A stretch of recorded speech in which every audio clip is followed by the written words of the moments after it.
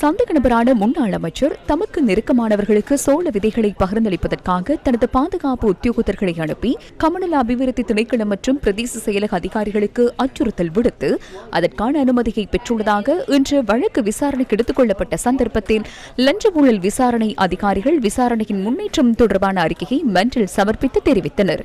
மேற்கோள் ஆரம்பம்.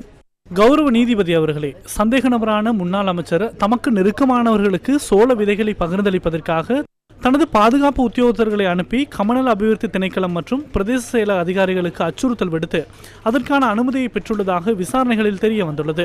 நிலையான நடைமுறைகளுக்கு முரணான விதத்தில் சோள விதைகள் பகிர்ந்தளிக்கப்பட்டுள்ளமை விசாரணைகளில் தெரிய வந்துள்ளது. இறுதி முடிவு எடுக்கப்படும் வரை அவருக்கு உள்ளக பாதுகாப்பை வழங்கவும் நடவடிக்கை எடுக்கப்பட்டுள்ளது. கௌரவ நீதிபதி அவர்களே, இந்த சம்பவம் தொடர்பில் கமநல அபிவிருத்தி திணைக்களம் மற்றும் பிரதேச செயலாளர்கள் உள்ளிட்ட 70 பேரிடம் வாக்குமூலம் பெறப்பட உள்ளது.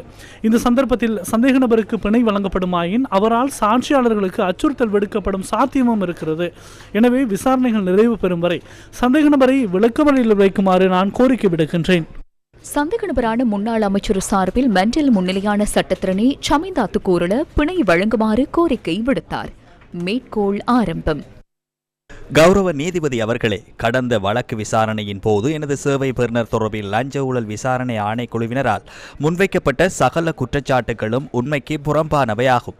சந்தேக நபரால் சாட்சியாளர்களுக்கு அச்சுறுத்தல் விடுக்கப்படுவதாக லஞ்ச ஊழல் விசாரணை ஆணைக்குழுவினர் கடந்த வழக்கு விசாரணையின் போது தெரிவித்தனர். அது பொய்யான குற்றச்சாட்டு. அந்த தாக்குதல் தொடர்பில் அனுராதபுரம் மாவட்ட நீதிமன்றத்தில் தாக்கல் செய்யப்பட்டுள்ள பி அறிக்கையை நான் மன்றில் சமர்ப்பிக்கின்றேன். அந்த பி அறிக்கையில் எனது சேவை பெறுநரின் பெயர் எந்த இடத்திலும் குறிப்பிடப்படவில்லை. 2014ஆம் ஆண்டு அனுராதபுரம் மாவட்டத்தில் பாரிய வறட்சி ஏற்பட்டது. அந்த சந்தர்ப்பத்தில் சோள விவசாயிகளை போன்றே நெல் விவசாயிகளும் கடுமையாக பாதிக்கப்பட்டனர். எனவே மானிய விலையில் சோள விதைகளை பெற்று தருமாறு விவசாயிகள் அழுத்தம் விடுத்தனர். அந்த சந்தர்ப்பத்தில் எனது சேவை பெறுநர் பொருளாதார அபிவிருத்தி பிரதி அமைச்சராக செயற்பட்டார். விவசாயிகள் கோரிக்கை விடுத்த முதல் சந்தர்ப்பத்திலேயே அவர்களுக்கு சோள விதைகளை பெற்றுக் கொடுக்க முடியவில்லை. எனவே அந்த கோரிக்கை தொடர்பில் அமைச்சின் செயலாளருக்கு அறிவித்தார். அமைச்சின் செயலாளர் அனுராதபுரம் மாவட்ட செயலாளரிடம் வினவியதன் பின்னரே சோள விதைகளை பகிர்ந்தளிப்பதற்கான நிதி ஒதுக்கப்பட்டுள்ளது. சந்தேக நபர் தனக்கு நெருக்கமானவர்களுக்கு மாத்திரம் சோள விதைகளை பகிர்ந்தளிக்கவில்லை. கட்சி பேதமின்றி அனைவருக்கும் பகிர்ந்தளித்துள்ளார். அரசு அதிகாரிகளின் கண்காணிப்பின் கீழேயே சோள விதைகள் பகிர்ந்தளிக்கப்பட்டுள்ளன. எனவே தனக்கு ஏற்ற விதத்தில் சோள விதைகளை பகிர்ந்தளித்துள்ளதாக கூறப்படும் குற்றச்சாட்டு பொய்யானது. எஞ்சிய சோள விதைகள் மீளவும் கையளிக்கப்பட்டுள்ளன. எனவே கௌரவ நீதிபதி அவர்களே, தகுதியான நிபந்தனைகளுக்கு அமைய எனது சேவை பெறுநருக்கு பிணை வழங்குமாறு கோரிக்கை விடுக்கின்றேன்.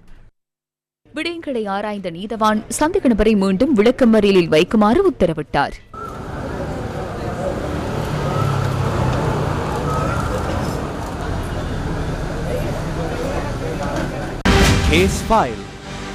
இதனிடையே முன்னாள் அமைச்சர் ஹரின் பெர்னாண்டோ லஞ்ச ஊழல் விசாரணை ஆணைக்குழுவுக்கு இன்று பகல் வருகை தந்திருந்தார். தொலைத்தொடர்புகள் மற்றும் டிஜிட்டல் உட்கட்டமைப்பு அமைச்சில் இடம்பெற்றதாக கூறப்படும் ஊழல் மோசடி தொடர்பில் முன்னெடுக்கப்படும் விசாரணைகளுக்கு சாட்சியம் வழங்குவதற்காக அவர் ஆணைக்குழுவிற்கு வருகை தந்தார். நல்லாட்சி அரசாங்க காலத்தில் ஹரின் பெர்னாண்டோ தொலைத்தொடர்புகள் மற்றும் டிஜிட்டல் உட்கட்டமைப்பு அமைச்சராக செயற்பட்டிருந்தார். சுமார் 3 மணித்தியாலங்கள் வாக்குமூலம் வழங்கியதன் பின்னர் அவர் லஞ்ச ஊழல் விசாரணை ஆணைக்குழுவிலிருந்து வெளியேறினார். ஊழல் மோசடியில் ஈடுபட்ட குற்றச்சாட்டில் முன்னாள் அமைச்சர் கெஹலி ராம்புக்வெல்ல உள்ளிட்ட பிரதிவாதிகள் 3 எதிரான வழக்கினை எதிர்வரும் அக்டோபர் மாதம் 28ஆம் தேதி எடுத்துக் கொள்வதற்கு கொழும்பு பிரதமர் நீதிவான் ரங்கா ஜெயரத்ன இன்று தேதி நிர்ணயித்துள்ளார். குறித்த வழக்கு முன்னர் வேறு ஒரு மேல் நீதிமன்ற நீதிபதி ஒருவரின் முன்னிலையில் விசாரணைகளுக்கு எடுத்துக் கொள்ளப்பட்டதால் அதே சாட்சிகளுடன் வழக்கை தொடர முறைப்பாட்டு தரப்பினர் மற்றும் பிரதிவாதி தரப்பு சட்டத்தரணிகள் குறித்த வழக்கினை விசாரணைக்கு எடுத்துக்கொண்ட போது இணக்கம் தெரிவித்தனர். இதன் பிரகாரம் மேலதிக வழக்கு விசாரணை எதிர்வரும் அக்டோபர் மாதம் 28ஆம் தேதி விசாரணைக்கு எடுத்துக்கொள்ள தீர்மானித்துள்ளதுடன் குறித்த தேதியில் சாட்சியாளர்கள் நீதிமன்றத்தில் ஆஜராக வேண்டும் என நீதிபதி அழைப்பானை அனுப்பியுள்ளார். 2015ஆம் ஆண்டு ஜனாதிபதி தேர்தல் காலப்பகுதியில் இலங்கை ரூபாயணி கூட்டுத்தாபனத்துக்கு சொந்தமான சுமார் 10 லட்சம் ரூபாவுக்கும் அதிக தொகையை செலவிட்டு அரசியல் நடவடிக்கைகளுக்காக 600 GI குழாய்கள் கொள்வனவு செய்து அரசாங்கத்திற்கு நட்டத்தினை ஏற்படுத்திய குற்றச்சாட்டில் லஞ்ச ஊழல் விசாரணை ஆணைக்குழுவினால் வழக்கு தாக்கல் செய்யப்பட்டது. முன்னாள் அமைச்சர் கெஹலி ராம்புக்வெல்ல ரூபவாகினி கூட்டுத்தாபனத்தின் முன்னாள் தலைவர் விமல் ரூபசிங்க மற்றும் முன்னாள் பணிப்பாளர் நாயகம் சந்திரபார லியனகி ஆகியோர் குறித்த வழக்கின் பிரதிவாதிகளாக பெயரிடப்பட்டுள்ளனர். லஞ்சம் மற்றும் ஊழல் விசாரணை ஆணைக்குழுவினரால் தாம் கைது செய்யப்படுவதை தடுக்க உத்தரவிடுமாறு கோரி முன்னாள் அமைச்சர் ராஜித சேனாரத்ன கொழும்பு நீதவான் நீதிமன்றத்தில் தாக்கல் செய்த முன்பிணை மனு இன்று நிராகரிக்கப்பட்டது. கிரிந்த மீன்பிடி துறைமுகத்தில் மணலகழ்வு வேலை திட்டம் ஒன்றை கொரிய நிறுவனம் ஒன்றுக்கு வழங்கி அரசாங்கத்துக்கு 2 கோடி ரூபாவுக்கும் அதிகமான நட்டத்தை ஏற்படுத்தியதாக கூறப்படும் சம்பவம் தொடர்பில் தன்னை கைது செய்வதற்கான சாத்தியக்கூறுகள் காணப்படுவதாக தெரிவித்து முன்னாள் அமைச்சர் ராஜித சேனாரத்ன முன்பிணை மனுவை கடந்த 14ஆம் தேதி தாக்கல் செய்துள்ளார். இன்று பிணை மனு விசாரணைக்கு எடுத்துக் கொள்ளப்பட்ட போது முன்னாள் அமைச்சர் ராஜித சேனாரத்னவை கைது செய்வதற்கு தாம் எதிர்பார்த்துள்ளதாக லஞ்சம் மற்றும் ஊழல் விசாரணை ஆணைக்குழு நீதிமன்றத்தில் தெரிவித்தது. மீன்பிடி துறைமுக கூட்டுத்தாபனத்துக்கு சட்டப்பூர்வமாக சமர்ப்பிக்கப்பட்ட மணல் அகழ்வு திட்டத்தை வெளிநாட்டு நிறுவனத்துக்கு சட்டவிரோதமாக வழங்கிய சம்பவத்தினால் அரசாங்கத்துக்கு 26.3 மில்லியன் ரூபாவுக்கும் அதிக இழப்பு ஏற்பட்டது. சந்தேகநபரான முன்னாள் அமைச்சர் ராஜித சேனாரத்னவுக்கு லஞ்ச ஊழல் ஆணைக்குழுவில் ஆஜராகி வாக்குமூலம் அளிக்குமாறு அளிக்கப்பட்டிருந்ததாகவும், இருப்பினும் அவர் உடல்நிலை சரியில்லை என்ற விடயத்தை முன்வைத்து தொடர்ச்சியாக லஞ்ச ஊழல் ஆணைக்குழுவை புறக்கணித்து வருவதாகவும் ஆணைக்குழு நீதிமன்றத்துக்கு தெரிவித்தது.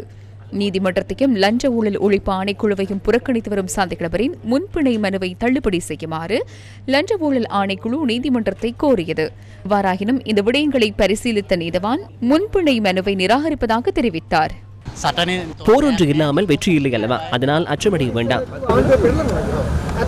இதற்கு முன்னர் அரசாங்கம் கவிழ்க்கப்படும் என கூறியிருந்தீர்கள். உண்மையிலேயே அதனை கவிழ்க்க விரும்பினால் பொருளாதார பிரச்சனை இருக்க வேண்டும் அல்லது பார்லமென்றத்தில் பெரும்பான்மை இழக்க வேண்டும். அதனை தவிர வேறு ஏதேனும் முறை உங்களிடம் உள்ளதா? இப்போது 2017 மஹிந்த ராஜபக்சவின் அரசாங்கம் கவிழ்க்கப்படும் போது மஹிந்த ராஜபக்சவுடன் 162 பேர் இருந்தார்கள் அல்லவா? அப்போது பொருளாதார பிரச்சனை இருக்கவில்லையா? ஆனால் எதிர்காலத்தில் பொருளாதார பிரச்சனைகள் எழுவதற்கு முன்பே ஜனநாயக போராட்டம் ஆரம்பிக்கப்பட்டதல்லவா? அதனாலேயே எதிர்காலத்தில் உங்கள் கண்களுக்கு முன்பாக பல அரசியல் மாற்றங்களை காண முடியும். அவ்வாறானதொன்று இடம்பெற வேண்டும் என்றால் தேர்தல் ஒன்று வர வேண்டும் அல்லவா? தேர்தல் ஒன்று வராமலேயே ரணில் விக்ரமசிங்க ஜனாதிபதியானார் அல்லவா? அவ்வாறாயின் உங்களின் தந்தையார் வந்தால்? இல்லை, அவர் நிச்சயம் வருவார். அவர் வரலாற்றுக்காக அவர் விடுதலை செய்யப்படுவார் என அன்று முதல் கூறி வருகின்றேன். இதேவேளை முன்னாள் அமைச்சர் சந்திராணி பண்டாரவுக்கு எதிராக லஞ்ச ஊழல் விசாரணை ஆணைக்குழுவினால் தாக்கல் செய்யப்பட்டுள்ள வழக்கை எதிர்வரும் 28ஆம் தேதி மீண்டும் விசாரணைக்கு எடுத்துக்கொள்ள கொழும்பு மேல் நீதிமன்றம் இன்று தேதி நிர்ணயித்தது. கொழும்பு மேல் நீதிமன்ற நீதிபதி சகன் மாப்பா பண்டார முன்னிலையில் குறித்த வழக்கு இன்று விசாரணைக்கு எடுத்துக் கொள்ளப்பட்டது.